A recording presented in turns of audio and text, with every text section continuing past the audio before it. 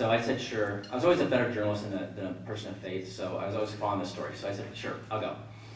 So I went to this victims meeting, and there were about a dozen or so people, and their ages from like 20 to 70. And every one of them looked like they'd had their, what I call their souls shattered. They had been raped, sodomized by their priests, and they were never getting over it in their life. And so I'll read from this. On the road to Damascus, a light from heaven blinded Saul of Tarsus, and who had been attacking Jews who believed Jesus Christ was the Messiah. He fell to the ground and heard God's voice ask, Saul, Saul, why do you persecute me? 3 days later, a disciple restored Saul's sight and baptized him. From that moment, Saul, with the new name Paul, dedicated his life to spreading the gospel of Jesus Christ, becoming one of history's most influential figures. I didn't have a sudden conversion, or rather deconversion, after meeting with the sexual abuse survivors but looking back, it now appears to me as a road to Damascus moment that I kept safely locked away in my subconscious. I drove home in a trance.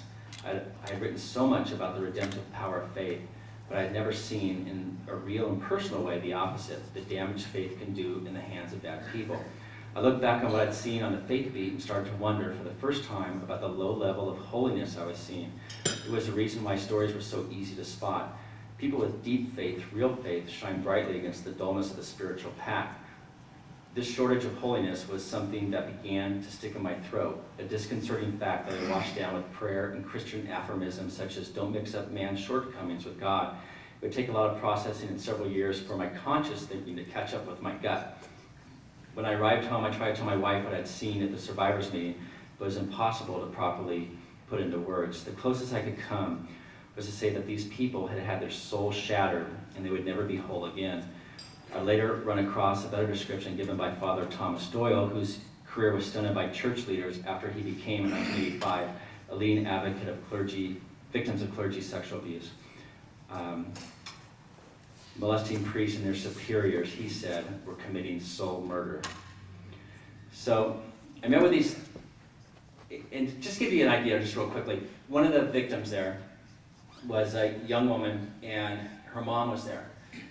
And her mom was Latina. They're from Mexico. And so a priest took interest in her daughter. And for the mom, it was a gigantic honor. The whole church, the priest, took interest in her daughter. And the priest said, I want to give her special religious training every Tuesday night. So the first or second time they went out, the kid would come back and say, I don't want to ever do that again. And the mom would say, you know what, this is an honor. Do not dishonor our family. You're going to go each night.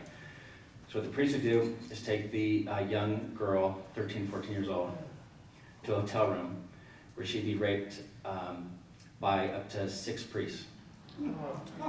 She got pregnant, and the priest then, instead of fessing up to it, the priest then told the mom, your daughter has brought great shame upon you.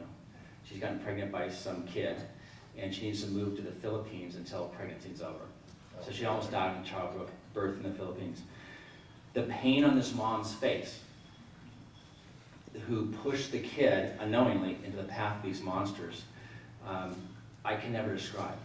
And so that's the type of, and these monsters are the same people that the bishops covered up for. The bishops knew exactly what was going on.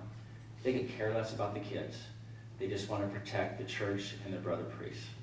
So that was sort of the type of thing I heard. Mormons. At the same time, I was dealing a lot with Mormons, and I couldn't figure out, I was a Christian, and Mormon theology seemed so absurd to me. And I couldn't think, how can Mormons believe what they believe? And this is what I wrote. I often was amazed at how devoted and unquestioning Mormons could be to a faith that seems so preposterous, not to mention racist, on its surface. I knew doctors and lawyers and other professionals at the top of their field who were practicing Mormons. How, I wondered, did they suspend their disbelief long enough to get around the many common sense obstacles put in their path by the Book of Mormon and the life of Joseph Smith? Do they look the other way theologically in order to join a lifestyle they admire? No one seemed bothered in the least by the speed bumps I encountered through a simple reading of their holy scriptures and the tiniest bit of research. For them, there was no need to debate the faith, just as there was no reason to bicker about whether the earth was round. Many non-Mormon Christians shared my reaction to Mormon doctrine.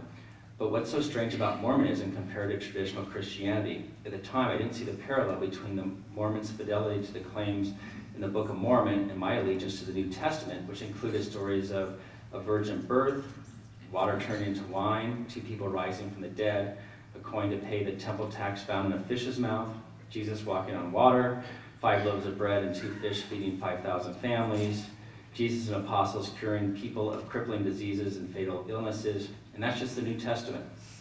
Hebrew scriptures talk about a global flood, people living well into their hundreds, a parted sea, a vast exodus not yet found in the archaeological record, bread falling from heaven for 40 years, a man living 3 days inside a whale before being spit out. The details of Mormonism are fresher, but not much more strange or mythical. I just happened to have grown up with the stories of the Bible. I was used to them. So, in my brilliance, I decided my megachurch is not great for me, and I mean, it was kind of shallow in its theology, and I wanted to go to the one true church, not the Mormon church. It's a Catholic church. Yeah. But to be a Catholic, you have to go through a year's apprenticeship. You have to go through courses and things like that. So and the Catholic sex scandal broke out, so I was working on that full time. So in the daytime, I was interviewing literally hundreds of sexual abuse victims of the Catholic Church and being lied to daily by bishops and their attorneys. And then at night, I was taking classes about the Catholic Church, how wonderful it is, its great history and everything else. And the cognizant dissonance, I thought these are 2 parallel paths I would never cross. It was like, okay, there's a kind of corruption here, but I'm part of the solution. I'm kind of exposing it. There's this wonderful church and all the truths and everything else. These would never cross. And then what happened, you'll appreciate this about the kind of suspension of belief, is I got a tip that a priest was going to have to resign because he had a molestation in his past. And before, this was not a disqualification. In fact, in Boston, this one priest, which started the scandal, had 113 molestations in his past, and he was still in ministry. So this guy only had 1. So, 1 strike, this is nothing. But with the new zero tolerance, he had to get out. So I went down to this church in an affluent area, very learned congregation. And so he got up in the pulpit and he said what most people do in that situation. He was the victim. He said, 19 years ago, I had a boundary violation with a minor, which was sodomy, but boundary violation is a better word. And he said, because of that single incident, I am being kicked out and I have to leave. And so me as a father of 4 sitting in the back, I was a journalist, father of 4, I was outraged. I was like, how can they let this guy in for, he was a pastor there for 12 years, they knew the whole time. And what is the reaction of the congregation going to be? So he walks down off the altar, and they rose up like it was the 7th game of the World Series, clapping, tears running down their eyes about poor Father Mike, that he has to leave. And I was just thinking that, I go, this cannot be true. But it was. And then, and this is a week before I was going to go into the Catholic Church, by the way. And then it got worse, because they had a healing session in their parish hall. So in the healing session, they spent the first 10, 15 minutes trying to deny this happened. And the diocesan officials that were there said, well, it didn't happen. We know it happened because he admitted it. So, let's just get that. And they couldn't get over that fact. And then after they kind of figured that out, they said, well, we got to find some way to honor this guy. And so someone said, yeah, let's name the parish hall after him. So I could just see it, child molester / Father Michael Federation. And so someone said, that's great. I'll second it. Everybody just thought this was the greatest idea in the world. And so they were going to vote on it. And being a trained journalist, I'm looking around the room, and I see one guy sitting on the wall, and he's got sort of a military cut, big muscles, kind of like me. And he just has veins popping out of his neck, he's got his vein here is just throbbing, and as a reporter, this is great news, because I just know this guy's going to blow, and it's going to be a good story. And so I'm in the back of the room waiting, and so they're just about to vote, and this guy just shouts at the top of his lungs, "Enough!" Everybody's silent. He said, "You know, I'm a cop. I deal with these guys all the time. I guarantee there's not one victim.